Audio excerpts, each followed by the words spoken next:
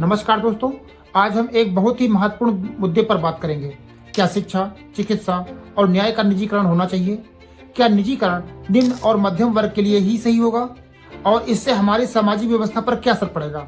आइए इसे विस्तार से समझते हैं। निजीकरण का सीधा मतलब है कि सरकार अपनी जिम्मेदारियां निजी संस्थाओं को सौंप देती है। उदाहरण के तौर पर अगर सभी सरकारी विद्यालय निजी संस्थाओं को दे दिए जाएं तो क्या होगा?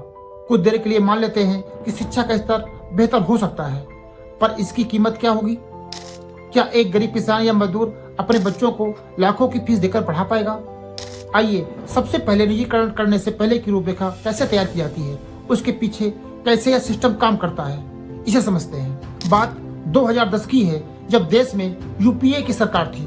उसी समय 4G स्पेक्ट्रम की नीलामी होती है, जिसमें देश की नामी गिरामी सरकारी टेलीकॉम कंपनी बीएसएनएल, जिसका 75% टेलीकॉम बाजार पर कब्जा था, सरकार के द्वारा इस नीलामी में उसे भाग ही नहीं लेने दिया जाता है। बीएसएनएल के पतन में केवल यूपीए सरकार ही दोषी नहीं, अपितु बाद में आई एनडीए सरकार ने भी जो प्रयास किए, उसके लिए इतना विलंब हो चुका था कि उसका कोई खास फर्क न पड़ा। आज हमें जियो के प्लान्स महंगे लगते हैं, लेकिन मजबूरी में हम उन्हें खरीदते हैं क्योंकि बीएसएनएल के पास पर्याप्त नेटवर्क नहीं है।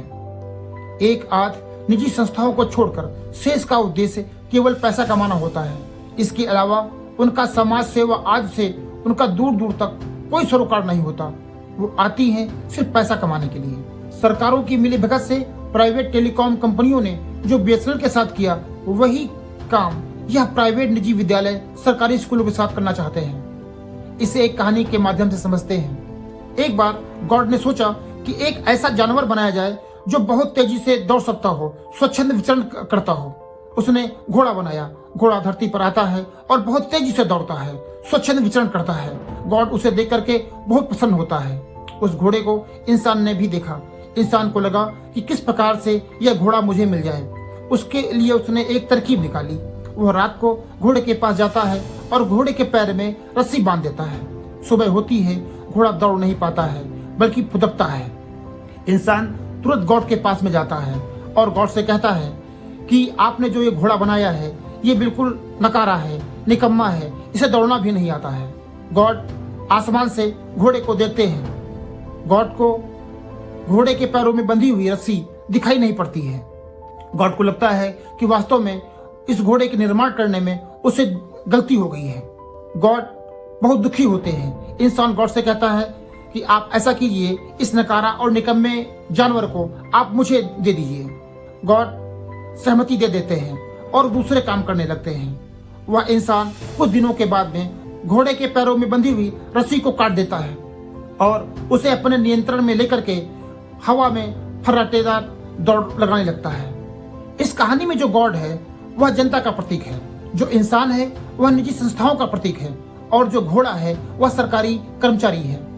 प्राथमिक विद्यालय के शिक्षकों को भिन्न भिन्न तरह के कार्य करने पड़ते हैं, चाहे प्रेरणा पोर्टल अपडेट करना हो, छात्रों का डाटा फीड करना हो, प्रमाणीकरण करना हो, यूडाइस पर बच्चों की संख्या व डाटा अपलोड करना, डीपीटी के माध्यम से अभिभावकों के खाते में पैसा भेजना, संचारी रोग का नियंत्रण, पेट के कीड़ों को मारने की दवा खिलाना, आयरन की गोली बांटना, शिक्षक संकुल की बैठक में प्रतिभाग करना, विभागीय अधिकारियों के साथ बैठक, चुनाव संबंधित कार्य, पोलियो का उन्मूलन, खाद्यान्न वितरण, हाउस होल्ड सर्वे, मतगणना, जनगणना, मध्याह्न भोजन गणना, विभागीय सूचनाओं को देना, खाता खुलवाना आदि बहुत सारे कार्य अध्यापकों को ही करने पड़ते हैं। यहाँ तक उच्च न्यायालय ने भी प्राथमिक शिक्षकों से लिए जा रहे 33 से अधिक गैर शैक्षणिक कामों पर तत्काल प्रभाव से रोक लगा दी, लेकिन ज्यादातर काम सरकार के द्वारा अभी भी लिए जा रहे हैं। ये गैर शैक्षणिक कार्य और संसाधनों की कमी पैरों में पड़ी बेड़ियों का काम करती हैं। इसके बाद भी शिक्षक अपना सर्वश्रेष्ठ देने का प्रयास करता है, लेकिन दुख इस बात का है कि उसके पैरों में बंधी हुई रस्सी कोई देखने वाला नहीं है। क्या आपने कोई ऐसा प्राइवेट या निजी विद्यालय देखा है जहां पर कोई प्रधानाध्यापक न हो, चपरासी न हो, बाबू न हो, सिक्योरिटी गार्ड न हो? शायद ही ऐसा कोई प्राइवेट विद्यालय होगा। परंतु क्या आपने कोई ऐसा सरकारी विद्यालय देखा है जहां पर यह सारी सुविधाएं हो? एक तरफ सारी सुविधाओं से लैस निजी विद्यालय हैं और दूसरी संसाधनों के अभाव में जूझते हुए सरकारी विद्यालय हैं। उत्तर प्रदेश के प्राइमरी सरकारी विद्यालयों में 10 सालों से कोई भी पदोन्नति नहीं हुई। 60 से 70% विद्यालय आज भी प्रधानाध्यापक विहीन है। प्रयोगशालाएं और कंप्यूटर आदि का होना तो दूर की कौड़ी है। 50 से कम छात्र संख्या वाले विद्यालय, जिनकी संख्या लगभग 27,000 है, उन्हें मर्ज किया जाएगा।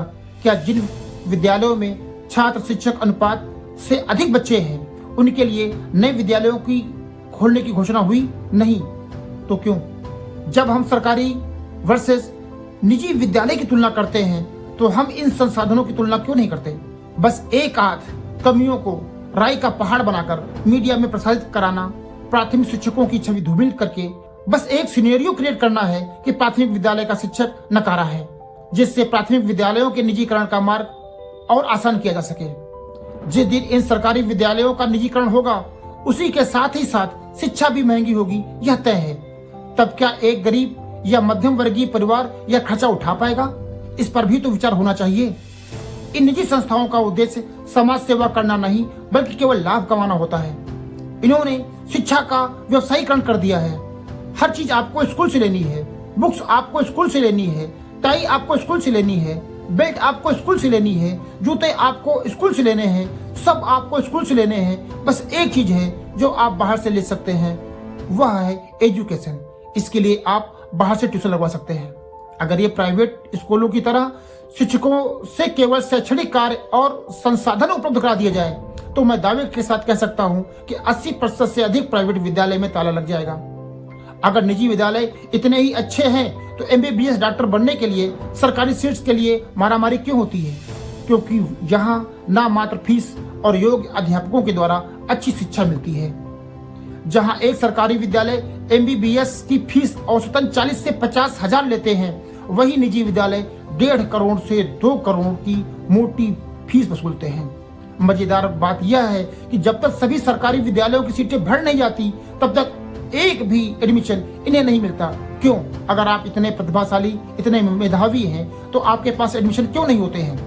क्या एक गरीब या मध्यम वर्गीय परिवार यह कर्ज उठा पाएगा? शायद नहीं। निजी संस्थाओं के लाभ के रास्ते में ये सरकारी संस्थाएं रोड़े की तरह हैं, जिससे ये निजी कंपनियां हर हाल में साम दाम दंड भेद से सरकारी संस्थाओं को हटाना चाहती हैं, जिनमें प्रत्यक्ष या अप्रत्यक्ष रूप से सरकारें भी शामिल होती हैं। फीस और योग्य डॉक्टरों की तुलना में सरकारी अस्पतालों के आगे ये निजी अस्पताल कहीं नहीं टिकते। हाँ, निजी अस्पताल अगर बेहतर हैं तो संसाधनों में। अस्पतालों को संसाधन देना यह सरकार का काम है या कर्मचारियों का? इस पर भी आप सभी विचार अवश्य कीजिएगा। अगर सरकारी अस्पतालों की पर्याप्त संख्या और संसाधन उपलब्ध करा दिए जाएं, तो एक भी मरीज इन प्राइवेट अस्पतालों में नहीं जाएगा। लेकिन ऐसा क्यों नहीं होता? आप खुद विचार कीजिए। अगर शिक्षा, चिकित्सा और न्याय का निजीकरण हो गया तो शिक्षा इतनी महंगी होगी कि निम्न और मध्यम वर्ग इससे वंचित रह जाएगा। चिकित्सा का खर्च आम आदमी की पहुंच से बाहर होगा और न्याय भी अमीरों की ही मुट्ठी में होगा। सरकार को चाहिए कि वह सरकारी संस्थानों को बेहतर संसाधन दे ताकि निजीकरण की आवश्यकता ही न पड़े। दोस्तों, शिक्षा, चिकित्सा, न्याय और सुरक्षा सिर्फ सेवाएं नहीं, बल्कि हर नागरिक का अधिकार है।